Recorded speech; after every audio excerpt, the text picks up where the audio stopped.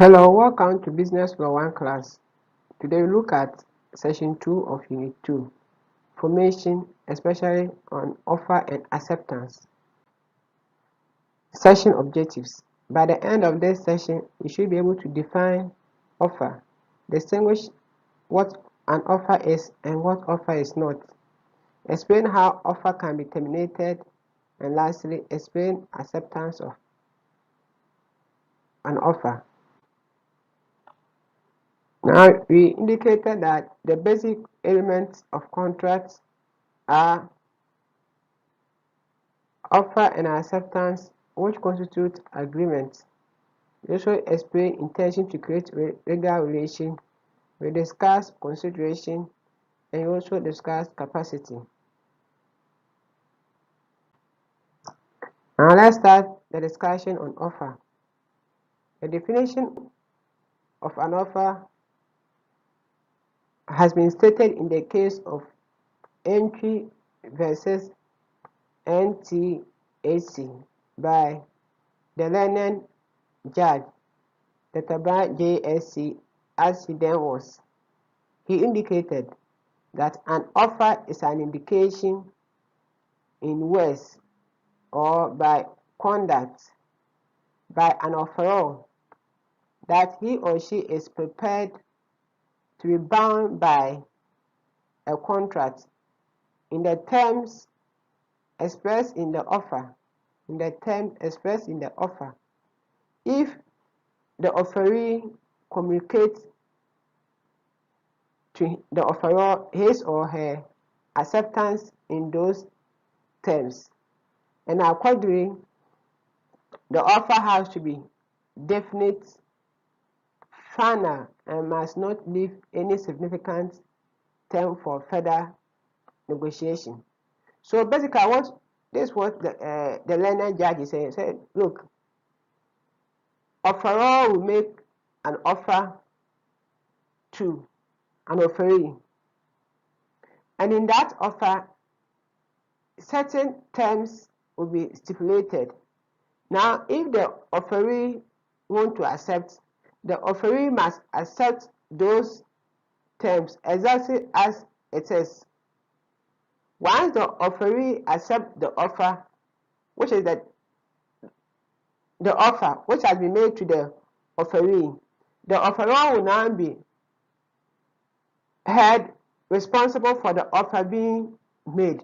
So it means that once you accept, he is going to be bound by those terms. Now, as an offeror, you have to do to make sure that the offer is definite, it is final, and must not leave any room for further negotiation. Once you leave a room for further negotiation, it ceases to be an offer. In other words, you can say that an offer is just a declaration by a person that he has to do something which amount to an offer. So if the person requests you to do a particular act, once you agree to do that particular act, then the one who made the statement will be bound by that particular statement. However, sometimes if you make certain declaration to other people, that one will not amount to an offer. Or if you make a mere request, that one cannot amount to an offer. Now, an offer must be distinguished from invitation to treat. So if you read the book written by Chitty, that's Chitty on Contract Law, at page 93, he stated that he was trying to define what we mean by invitation to treat. And he stated a communication by which a party is invited to make an offer is what you call an invitation to treat. So for invitation to treat, you are being invited to make an offer. That means an offer has not been made yet. Now the offer will be distinguished from invitation to treat on these grounds. With an invitation to treat, it says that it is not made with the intention that it is to become binding as soon as the person to whom it is made it address simply communicates his assent to a term. So for the invitation to treat, once the person assents, that means that the one who made that invitation will be bound by those terms. You should also understand that an invitation to treat the invitation to treat lacks what you call finality. It means that an invitation to treat gives room for further negotiation. A typical example is the issue of newspaper advertisement or circular. It will depend on how it has been kept. So depend on how the advertisement is made will indicate whether or not it is an offer or an invitation to treat. Read the case of Spencer v. Harding. It will give you more insight on the subject. Now when it comes to display of items in a self-service shop, that one too doesn't amount to offer. It's an invitation to treat. So you read the case of Pharmaceutical Society of Great Britain v. Booth Cash Chemists, and also Fisher versus Bird. You come to understand that where goods are displayed at self-service shop, it amounts to an invitation to treat. Basically, this is what we are saying. If you enter a shop, now the items that they are selling, they have price tags attached to it. Now what they have done is that they are inviting you to make an offer. So if you pick the item and you go to the shop attendant and you attempt to make payments, it is at that time that you are rather going to make an offer. Now when you make an offer, that you are going to quote the price on the attached to the product. The shop attendant may tell you that no, the price is not like that. The original price is different from the one written on the product. This means that you have made the offer and your price you have quoted is what has been attached to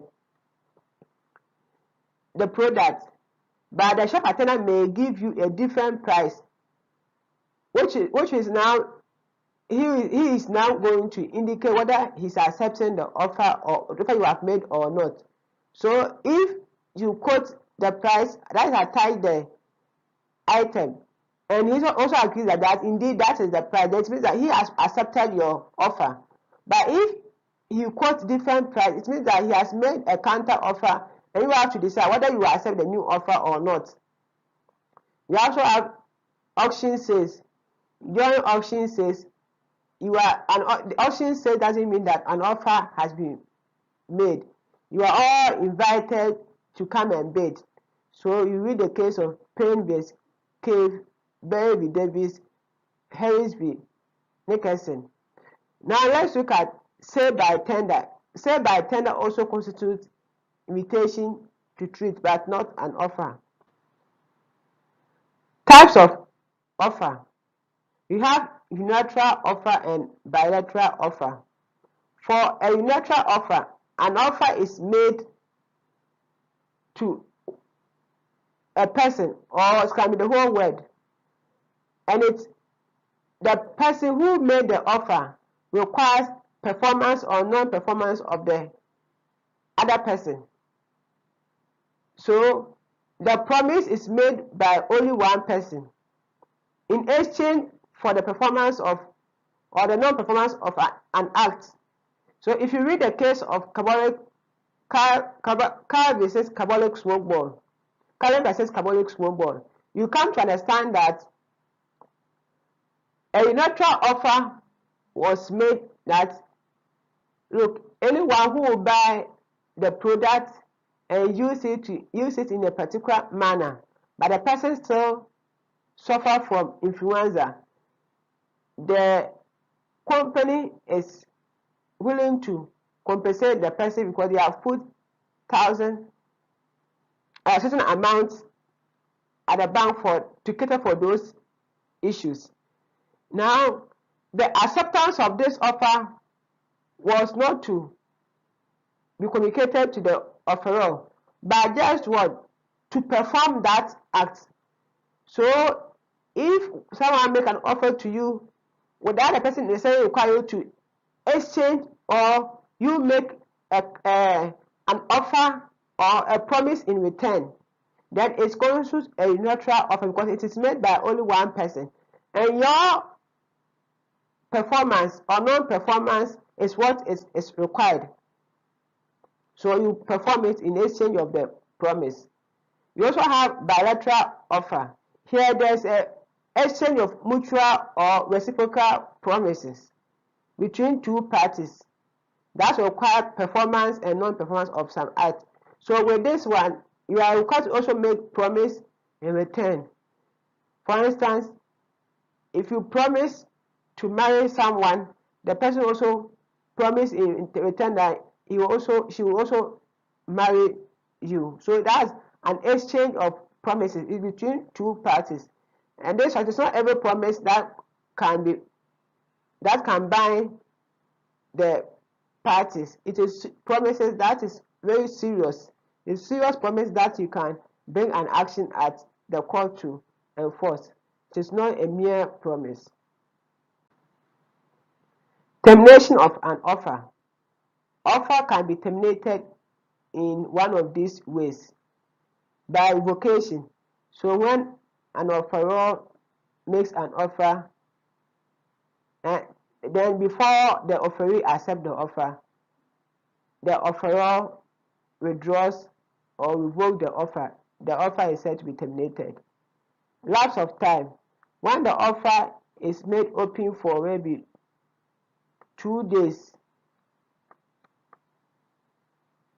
after the 2 days, the offer, if it is not accepted, the offer is said to be terminated. Remember, revocation should be done before acceptance will be made. Once acceptance has been made, you cannot revoke the offer. Death. When the offeror dies, the contract or the offer is said to be terminated. Now, acceptance. Once you accept the offer, it means that there is no standing offer again. There is no more offer. Illegality. An offer that is tainted with illegality, bring the offer to an end. Now let's deal with the principles of acceptance. Acceptance can be in the form of conduct or an act, or you can communicate it orally. Now, if you want to accept an offer, the acceptance must be unequivocal, and it should be effectively communicated to the offeror. Now, the one who will communicate the offer should be the acceptance of the offer should be someone who has the authority to communicate same. If you read the case of Powell v. Lee, it will tell you that an offer or an acceptance of offer that is communicated by a person who was not authorized to communicate doesn't constitute an agreement, and therefore there is no contract. It means that maybe you are in an organization, people have applied for employment, and the board have decided to appoint a particular person. You have not been authorized to inform the person, and you go ahead to inform the person. Then later the board changed the decision. That person cannot bring an action against the board or the company because the one who communicated the acceptance doesn't have authority to do so. So the communication of the acceptance is invalid in that regard. This is similar to the case of Powell v. Lee. You also have general offer, class offer, and specified offers. So one offer is a general offer, that is, it's meant to general when anybody can accept. When it is a class offer, it is only the members of that class that can accept. So if I say management class, anyone who will get 2020 in the quiz, the person will be entitled to 1,000 Ghana cedis. That means that it is only those in the management class who will be entitled to this offer once they score the required marks. You also have offer made to a specified person. It is only that person who can accept the offer. Remember, before you accept the offer, you have to know the existence of the offer before you can accept the offer. You also have the issue of counter offer and cross offer. Counter offer is whereby the offeror makes an offer to the offeree, then offeree, in attempt to accept the offer, varies some of the terms in the offer. For instance, in the case of Tin v. Hoffman, the offer that was made was 1,002 tons of steel. The offeree, in attempting, stated that he wanted to purchase 800 tons of the steel. So it was 120 initial, as the offeror indicated, but the offeree indicated that he wanted to buy only 800. So this is a counter offer, and a counter offer destroys the original offer and creates new offer. It can be the terms of the, it is normally about varying the terms of the contract. You also have cross offer. This is whereby parties make the same offer or make an offer relating to the same subject matter simultaneously. So I want to sell my laptop. At the time, then I write to you that I want to sell, I'm offering my laptop for 3,000 Ghana cedis. At the same time, you too, you have written to me, you are buying my laptop at 3,000 cedis. Even though what you have stated corresponds with what I wrote to you, because there was no an existing offer, what you have done is what is called a cross offer. So what you are requesting to purchase from me is the same thing I am selling. I'm trying to ask you to buy. So it doesn't constitute a binding contract. It's only a cross offer, and all these offers should be accepted separately. Let's look at the rules for acceptance. We are saying that acceptance must be communicated to the offeror. You can't accept the offer and keep quiet. Silence cannot be prescribed as a mode of acceptance. So the principle that silence means consent is not applicable in business law. Look at the case of Feldhaus versus Bentley. Also, acceptance must be given within the time stipulated or within a reasonable time if no time is mentioned. So if you are supposed to accept the offer within 2 weeks, after expiration of the 2 weeks, you cannot accept the offer. But if there is no time given, then you use reasonable time. What is a reasonable time is a question of fact, and it will depend on the fact of each case. Also remember that acceptance cannot precede the communication of the offer. It means that you necessarily have to know the existence of the offer before you accept. Now, what constitutes communication of acceptance? We have the instantaneous communication, that's the instant, face-to-face. That when that one, the law requires that the party should hear the acceptance. When it comes to telephone contract through over a telephone, the acceptance, the communication requires that the one at the opposite side must indeed hear the acceptance. With communication through post, the law has been stated in the case of Adams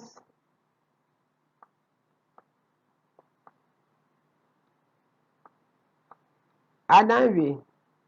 Lindsay.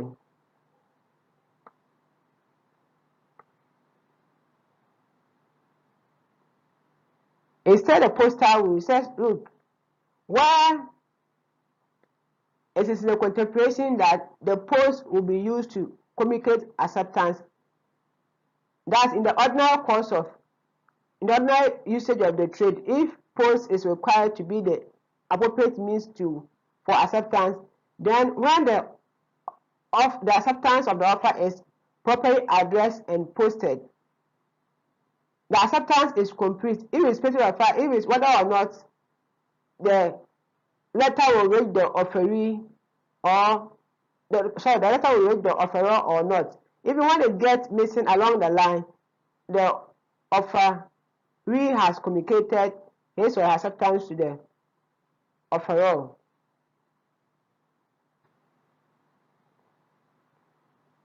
Session summary. You noted that every contract has the following basic elements: offer and acceptance, intention to create legal relation, capacity and consideration. We have learned that when an offer is made, it requires an acceptance. We differentiated an offer from a mere request for information, invitation to treat, and a mere indication of good intention. Finally, we discussed ways by which an offer can be terminated. Thank you and have a nice day.